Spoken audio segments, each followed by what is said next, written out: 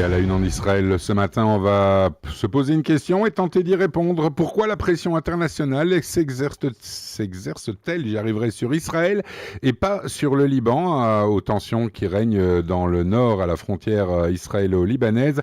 Lise, élément de réponse avec votre invité. Oui, je suis ravie de recevoir ce matin Avraham Levine, chef du pôle médias du centre de recherche Alma, qui est spécialisé dans le Nord. Avraham Levine, hello. Thank you for being with us today. My pleasure. We are having a big question today, Avraham.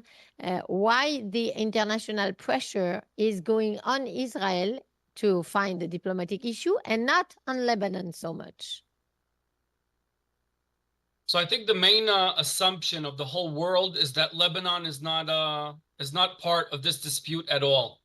The world is ignoring the sovereignty of Lebanon over its own country, its own land, and terrorist organizations in Lebanon, and essentially letting Najib Mikati, the prime minister, get away with the situation in the north, in our north, in Lebanon south, altogether, completely dismissing their ability to affect change, which completely goes against all of the investment of United States and France in Lebanon, in the Lebanese army.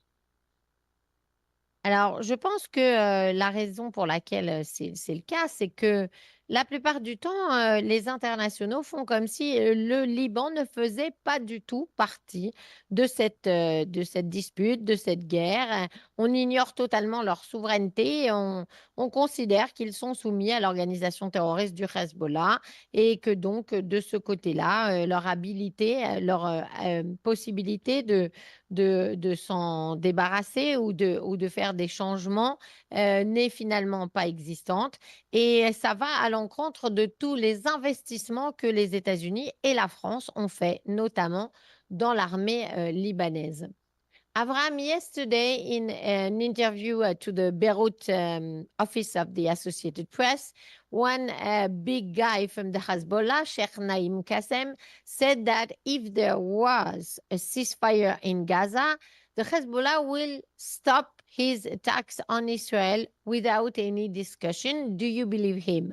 Hier, le chef adjoint du Hezbollah, Sheikh Naim Qassem, disait lors d'une interview à Beyrouth au bureau de la Associated Press que s'il y avait un cessez-le-feu à Gaza, le Hezbollah cesserait ses attaques contre Israël sans aucune discussion.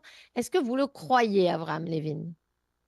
That's the official stance of Hezbollah for the past several months, saying that attaching their fight with Hamas in Gaza.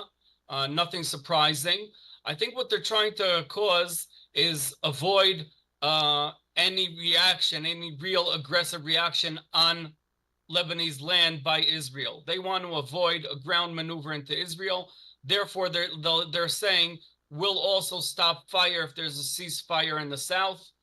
The only problem is that leaves us with the threat of Hezbollah on our borders, the threat of artillery whenever they want, the threat of an invasion, just like October 7th, on our communities all across the north. And the question is, how do we bring the people back if we did not thwart that threat?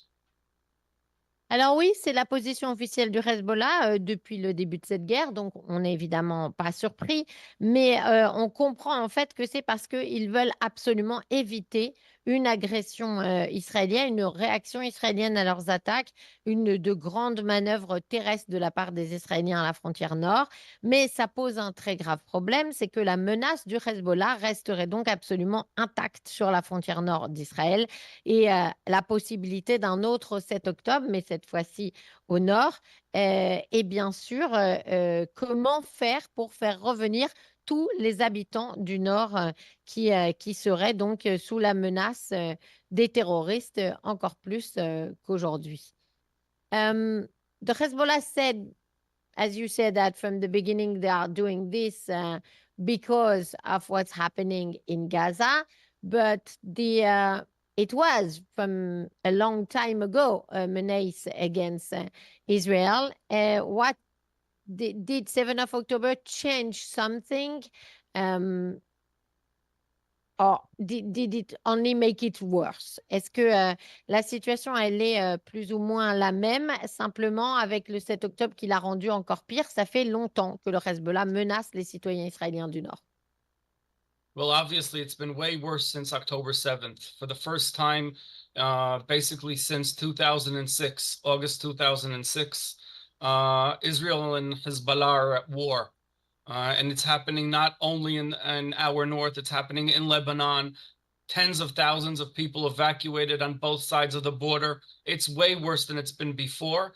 And I don't see why Israel has to live with this threat and all the pressure is on Israel. You cannot deter a terrorist organization with a diplomatic agreement or pressure it with on the media. You have to take action against terrorists and eliminate the threat. And that's what Israel has to do when we finish up in the south in order to bring our people back home. Alors oui, bien sûr, c'est bien pire depuis le 7 octobre. Il faut se rappeler que le Liban et Israël sont en guerre depuis 2006, qu'il y a eu des dizaines de milliers de personnes évacuées des deux côtés, aussi bien chez les Libanais que chez les Israéliens. Et je ne vois pas pourquoi Israël devrait continuer à vivre sous cette menace du Hezbollah. Sans conflit sur cette frontière nord, il n'y a aucun moyen de faire revenir les Israéliens chez eux. The French president, Emmanuel Macron, was speaking with Benjamin Netanyahu yesterday, and he is part of the people who want most diplomatic solution with Lebanon, with the United States, of course. Do you think France has really a role to play in that region? Le président français Emmanuel Macron s'est entretenu hier avec Benjamin Netanyahu sur cette question et il fait partie avec les États-Unis des gens qui réclament le plus une solution diplomatique en Liban. Est-ce que la France peut encore jouer un rôle au Moyen-Orient et dans ce conflit? I think the main role that France and US can have in the region is allow Israel to protect our people in the north. I think the pressure is not working on Lebanon. I do not see meetings with Hassan Nasrallah really happening. I do not see Amos Hochstein coming and visiting Nasrallah. He's trying to bring a ceasefire between Israel and Lebanon when we're not at war. Israel and Lebanon, we're at war with Hezbollah. And I don't see their role pressuring Netanyahu into a ceasefire that will only allow us to bring some of our people back and to live with the threat for the several next years. Alors, le plus grand rôle des États-Unis et de la France, ce serait surtout de nous permettre de se débarrasser de cette menace qui pèse sur les habitants du Nord.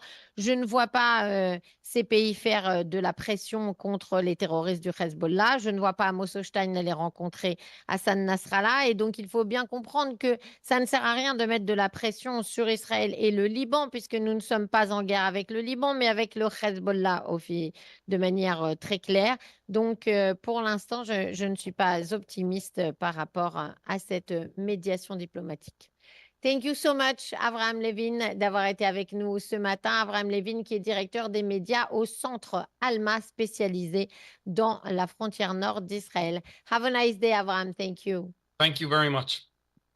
Merci Avraham Levine pour nous avoir éclairé sur cette question. C'était donc à la une en Israël.